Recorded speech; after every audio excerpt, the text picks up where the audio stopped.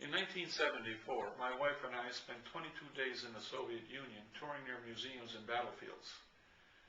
And at the St. Peter and Paul Fortress, which used to be Leningrad, now it's St. Petersburg again, down in the dungeon area, they had a showcase very similar to this one.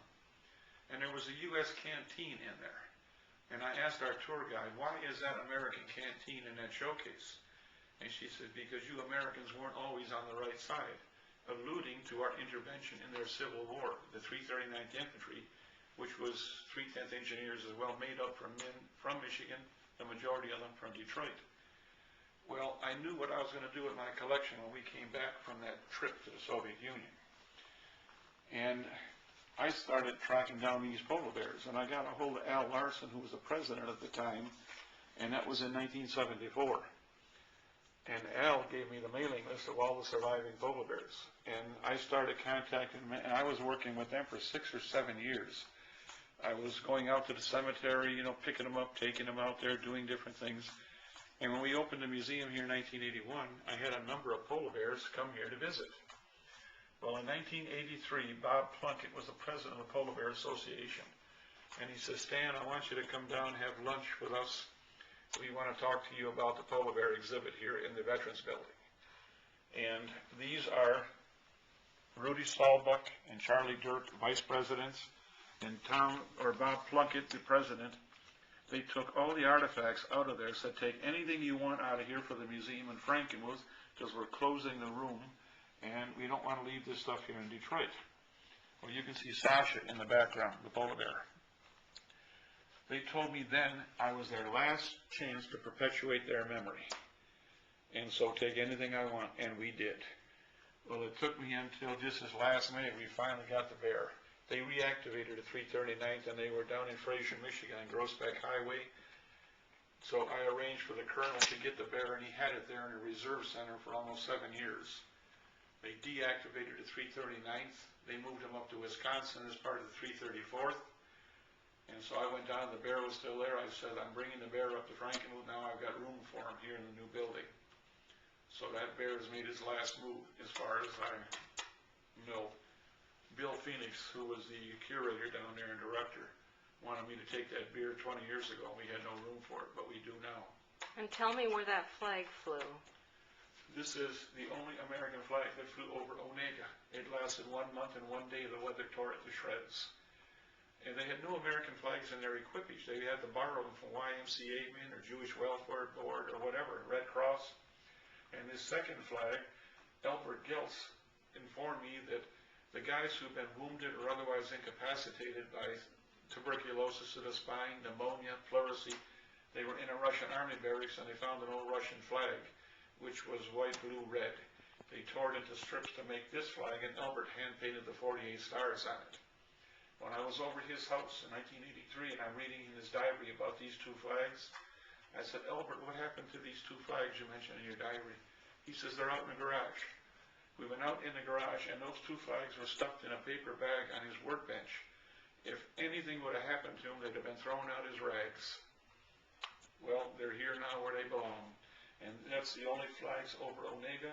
And this one, we got Rudy Stahlbuck, the vice president of the Polar Bear Association, presenting with this one. This flag flew over Panega, which is the most northern U.S. military post in our nation's history.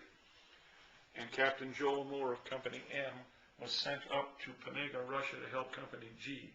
And he said, here we're under our own command. They weren't under British command up there. And he says, we fly our own colors, raised and lowered according to regulations. Well, that's the flag that flew over Panega, and that's Rudy Stahlbuck when he presented us with the flag.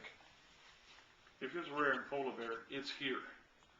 We have 54 polar bear uniforms. The bear, well, he was killed in a fight at the Detroit Zoo in 1936 by a bigger, meaner bear over a female. And because the guys that fought in Russia were called Detroit's own polar bears, the city of Detroit had him encased, mounted and encased here, and presented it to the Polar Bear Association at the Veterans Memorial Building on Jefferson Avenue in Detroit in April 1936.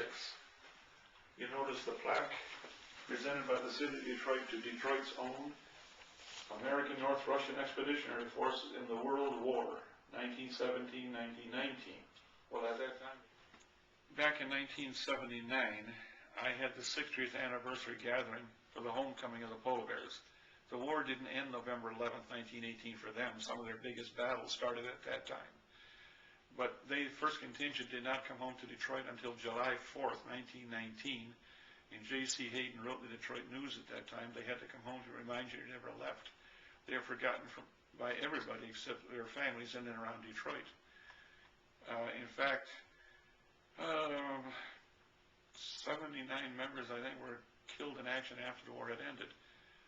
But J.C. Hayden, if memory serves me, for the Detroit News wrote they had to come home to remind you they never left. They're forgotten by everybody. Well, Pamela Peak, when I had this gathering, the 60th anniversary, I had 28 polar bears there, and she was just a college girl and brought her grandfather, who was a company B-310th Engineers. And Pamela is now an award-winning documentarian. She finished college, went on out to California. She was in soap operas and producing films and so forth. And her nephew, her cousin Larry Chase suggested that she do a special on the polar bears. Well, she did. And it like 2 years of work. And it's really good. In fact, we saw the premiere down at Whitechapel Cemetery a couple of months ago, and it's going to be released November 8th on Detroit PBS stations. But it's called Voices of a Never-Ending Dawn, and the heroic story of our American World War I polar bear force in Arctic Russia. We're very thrilled with it. Finally, somebody is going to do it. I've been told many years they should make a movie about these guys. Well, she did. And she was up in the Traverse City area, and again, the Lord works in mysterious ways. We had kind of a mild winter, but when she decided, she came here from California, when she went up that Traverse City area, it was the one day the temperature, they had like 12 inches of snow and it was 0. So all the reenactors that she had a good idea what it was like over in Russia. And the film shows it. It really looks like Russia that they're in. She found some old cabins and everything up there, and fantastic experience.